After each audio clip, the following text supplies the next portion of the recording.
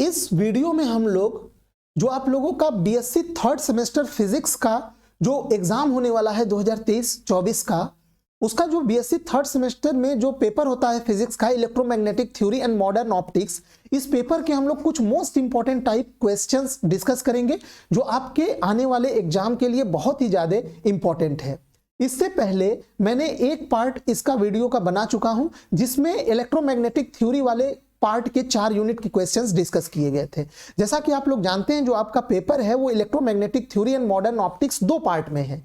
Electromagnetic theory के 4 unit हैं और बाकी 4 यूनिट मॉडर्न ऑप्टिक्स के हैं। हालांकि ये टोटल 8 यूनिट एक ही पेपर में आएंगे, आपका पेपर एक ही होगा, लेकिन 4 यूनिट इलेक्ट्रोमैग्नेटिक थ्योरी के 4 यूनिट से क्वेश्चंस रहेंगे और 4 यूनिट जो है वो मॉडर्न ऑप्टिक्स के क्वेश्चंस रहेंगे।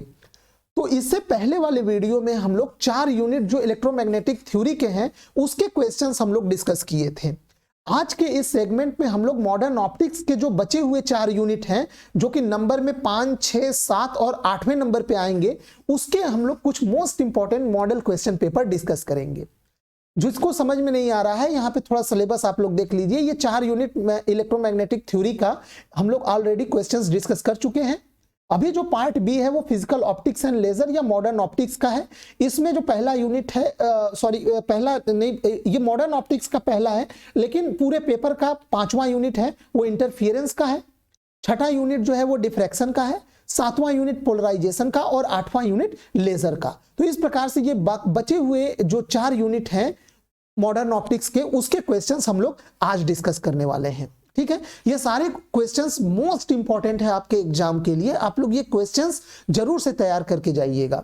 ठीक है, इसके अलावा आप लोग बाकी सब टॉपिक पढ़ते रहिए, लेकिन इतने क्वेश्चंस आपको हर हाल में तैयार करने हैं। और इसी की वीडियो के साथ जो आप लोग का ये बीएससी थर्ड सेमेस्टर के हैं, ये मॉडल क्वेश्चन पेपर का सीरीज पूरा हो जाएगा, क्योंकि इसमें मुझे बस दो ही पार्ट बनाना है, क्योंकि 4 यूनिट पहले हो गए और 4 यूनिट ये, यानी 2 ही पार्ट में 2 मॉडल क्वेश्चन पेपर में आपका पूरा जो है पेपर का लगभग 70-80% जो पार्ट है वो इसी में से आएगा। 80% से ऊपर ही क्वेश्चंस इसी में से रहेंगे। ठीक है, तो हम लोग सेगमेंट शुरू करते हैं।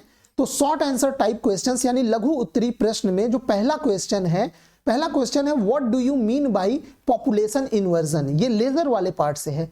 Obtain the relation between Einstein coefficient, जो आइंस्टाइन ए बी कोफिशिएंट होता है लेजर में, उसी में आपको रिलेशन निकालना है। ठीक है, और पॉपुलेशन इन्वर्जन भी आपको समझाना है। आगे बढ़ते हैं। Question number 2, what do you mean bye interference of light. Write down the condition for observing interference fringes. पहले आपको इंटरफेरेंस ऑफ लाइट समझाना है, फिर उसके बाद इंटरफेरेंस के कितने कंडीशंस होते हैं वो लिखना है। टोटल 4-5 होते हैं, किसी किताब में 4 होता है, किसी में 5, किसी में 3 भी दिया रहता है। मोस्टली 4 कंडीशंस हैं, वो चारों कंडीशंस आपको इंटरफेरेंस के यहाँ पे लिखने हैं। What do you mean bye monochromatic and coherent sources. आपको मोनोक्रोमेटिक यानी एक वर्डी, कोहेरेंट यानी कला संबद्ध जो प्रकाश स्रोत होते हैं उनके बारे में समझाना है, और यह भी बताना है how can coherent sources are produced for practical purpose. जो कोहेरेंट सोर्सेस हैं वो प्रैक्टिकली कैसे बनाए जाते हैं, क्योंकि आप जानते हैं 2 इंडिविजुअल सोर्स, लाइट सोर्स कभी भी कोहेरेंट नहीं हो सकते। तो यहाँ पे 2 कोहेरेंट सोर्स बनाने के लिए फिर क्या तरीका अपनाया जाएगा प्रैक्टिकली, उसको आपको ये प्रोसेस बताना है। आप नाम भी लिख सकते हैं, जैसे फ्रिजनल, जैसे बाइप्रिज्म हो गया मेथड हो गया, यंग्स डबल स्लिट मेथड में भी ये कोहेरेंट सोर्स प्रोड्यूस करने का वो तरीका आपको बताना पड़ेगा। क्वेश्चन नंबर 4 है explain the concept of Fresnel's half period zones so that intensity due to complete wave front is 1/4 of first half period zones. ठीक है, वैसे तो ये लॉन्ग टाइप में आएगा, पर ये क्वेश्चन मैंने यहीं पे मेंशन कर दिया है। आप इसको यहाँ पे करिएगा। फ्रिजनल हाफ पीरियड जोन्स की थ्योरी बतानी है, और इसके बाद ये इंटेंसिटी का डिस्ट्रीब्यूशन कैसे होता है हाफ पीरियड जोन्स में वो भी बताना है। नेक्स्ट है question number 5, write down short notes on first Newton's ring experiment. Second, ये काफी अब इंपॉर्टेंट हो गया है, पहले के सिलेबस में ये मेंशन नहीं था, लेकिन अब न्यूटन्स रिंग एक्सपेरिमेंट आप लोगों के लिए काफी इंपॉर्टेंट है। जोन प्लेट भी काफी इंपॉर्टेंट टॉपिक है, ये इस पे आपको शॉर्ट नोट्स लिखना है। फ्रेस्नेल एंड फ्रॉनहोफर डिफ्रैक्शन, यहाँ पे ये मेंशन करना मैं भूल गया, दोनों के बीच में डिफरेंस एंड सिमिलरिटी, हालांकि डिफरेंस ही है, सिमिलरिटी तो बस डिफ्रैक्शन ही है और कुछ है नहीं। तो ये आपको यहाँ पे बताना है। फ्रेस्नेल एंड फ्रॉनहोफर डिफ्रैक्शन के बारे में शॉर्ट नोट्स लिखना है। Then quarter and half wave plate and last by quartz polarimeter, काफी इंपॉर्टेंट है, इनके बारे में आपको शॉर्ट नोट्स तैयार करना है। ठीक है, नेक्स्ट क्वेश्चन बढ़ते हैं, question number 6। What is double refracting crystal, define ordinary and extra ordinary रे। आपको बताना है कि डबल रिफ्रैक्टिंग क्रिस्टल्स क्या होते हैं, एग्जांपल के साथ बताइएगा। और उसमें जब लाइट डबली रिफ्रैक्ट होते हैं, यानी दो लाइट जब रिफ्रैक्ट होते हैं, तो उसमें एक ऑर्डिनरी और एक एक्स्ट्रा ऑर्डिनरी रेज होता है, उनको किस आधार पर डिफाइन किया जाता है, क्या उनमें अंतर होता है, इसके बारे में भी आपको डिस्कस करना है। नेक्स्ट है question number 7, define plane polarized, circularly polarized and elliptically polarized light. समझ में आया? यहां पे आपको plane polarized, circularly polarized and elliptically polarized light के बारे में बताना है, डिफाइन करना है। नेक्स्ट है question number 8, define specific rotation of polarization, describe the construction and working of Laurent's half shade polarimeter.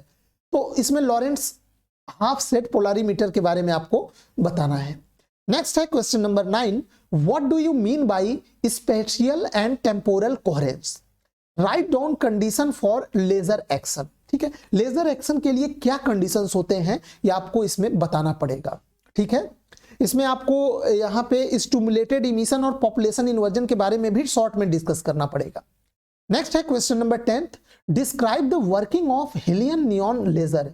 Helium neon laser के बारे में आपको एनर्जी लेवल डायग्राम करके आपको इसमें बताना है, समझाना है। या फिर इसी से सिमिलर एक क्वेश्चन मैंने यहीं पे फिट कर दिया है, describe the construction and working of ruby laser. दो ही प्रकार के लेजर आप लोगों के एग्जाम के लिए इंपॉर्टेंट है, एक हीलियम नियॉन लेजर और दूसरा रूबी लेजर। ठीक है, एक दोनों ये आप लोग इसको तैयार कर लीजिएगा, दोनों में से एक आने की संभावना है। क्वेश्चन नंबर 11, अब यहां पे लॉन्ग आंसर टाइप क्वेश्चन है, दीर्घ उत्तरीय प्रश्न। क्वेश्चन है describe the construction and working of Nicol prism. बहुत ज्यादा इंपॉर्टेंट होता है ये Nicol prism. How it is used as a polariser and analyser, how Nicol prism is different from half wave plate. आपको इसमें निकोल प्रिज्म का construction and working एकदम अच्छे से डायग्राम बना के बताना है, और फिर बताना है कि निकोल प्रिज्म को कैसे पोलराइजर और एनालाइजर के रूप में यूज किया जाता है, और निकोल प्रिज्म कैसे हाफ वेव प्लेट से अलग है, ये भी आपको बताना है। नेक्स्ट है question number 12, describe the construction and working of Michelson interferometer. Most important question, Michelson interferometer, या तो ये आएगा या तो फेब्री-पेरोट इंटरफेरोमीटर आएगा, जिसको वो भी क्वेश्चन है इसी सेगमेंट पे। And explain the formation of fringe on it. कभी कभी सर्कुलर फ्रिंज कैसे बनता है माइकलसन इंटरफेरोमीटर से, ये भी पूछ लेता है, तो वो इसी में आ जाएगा।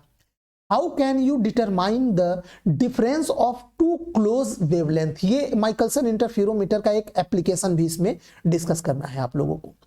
एक्सप्लेन द रायले criteria of resolution, deduce the formula for resolving power of telescope. इसमें रैले का जो क्राइटेरिया है रिजोल्यूशन का, उसमें आपको वो तीनों क्राइटेरिया बताना है और टेलीस्कोप का रिजॉल्विंग पावर निकालना है। ठीक है, नेक्स्ट क्वेश्चन है describe the Fraunhofer diffraction due to a single slit and deduce the position of maxima and minima, also so that the relative intensity of successive maximas are in this ratio। ठीक है, ये इस ratio में successive maxima का ये एक expression मिलता है, इसको आपको डिराइव करना है।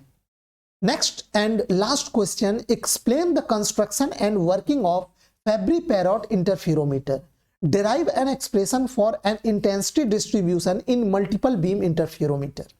मल्टीपल बीम इंटरफेरेंस पे ही आधारित होता है फेब्री-पेरोट इंटरफेरोमीटर, आपको इसी के बारे में समझाना है। तो ये टोटल ये क्वेश्चंस थे, 15 क्वेश्चंस थे इस सेगमेंट में, और इतने ही मोर देन इनफ है। आप लोग भले ही सारे टॉपिक पढ़िए, पूरा सिलेबस कवर करिए, लेकिन आपको ये इतने क्वेश्चंस हर हाल में एग्जाम में तैयार करके जाने ही जाने हैं। ठीक है, तो इसको आप लोग अच्छे से तैयार कर लीजिएगा। बाकी वीडियो देखने के लिए बहुत बहुत धन्यवाद।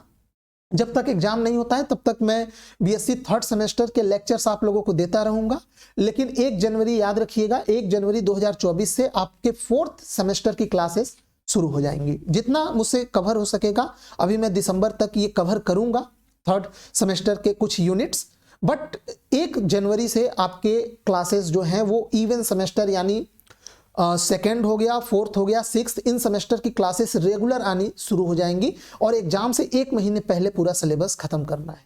ठीक है, वीडियो देखने के लिए आपका बहुत बहुत धन्यवाद।